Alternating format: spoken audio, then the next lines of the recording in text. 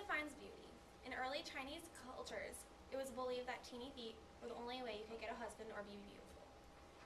Why did they think that tiny feet were beautiful? I'll tell you why, and I'll tell you how they did it and where they did it and when they did it and who binded their feet. It all started in 1970-80 when the Golden Lotus, who was an empress at the time, made her feet smaller, like bound them in a smaller shoe, but not as small as they did it eventually. And she would dance, and it was really pretty, and everybody wanted to copy her, so they bound their feet and they danced like her. And they did it from then till like a long time. I think I said it later in the speech.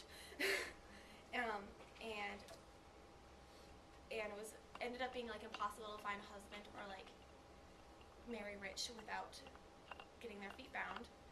The ideal length of a foot would be 3.5 inches long, and that was called the Golden Lotus.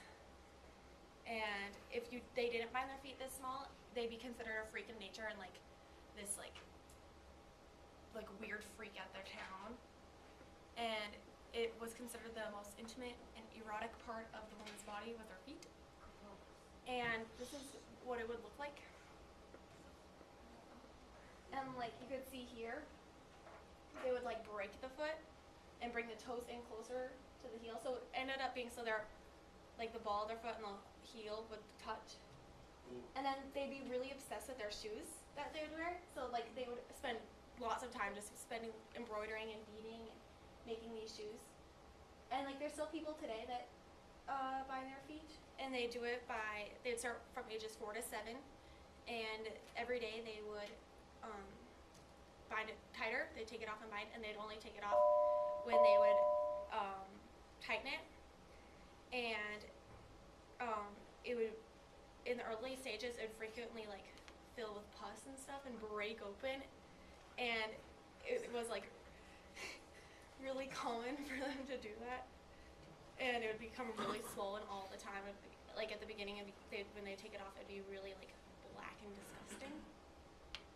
And it wasn't until the 1970s until like people started actually stopping, because like that's when the communist revolution took place in China, and people would be too scared to unbind them though, because it would hurt even more than binding them growing back.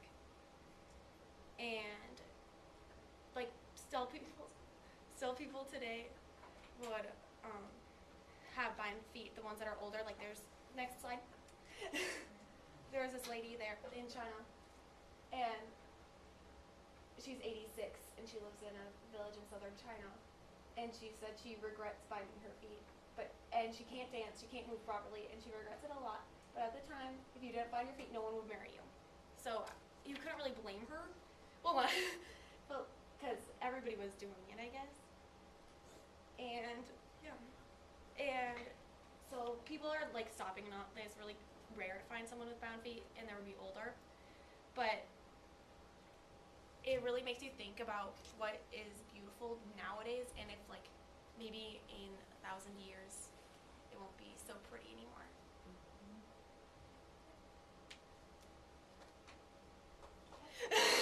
Oh wait, any questions? Yeah? What made you want to do this as a speech? Because I like learned about it in 3rd grade, and I forgot a lot about it.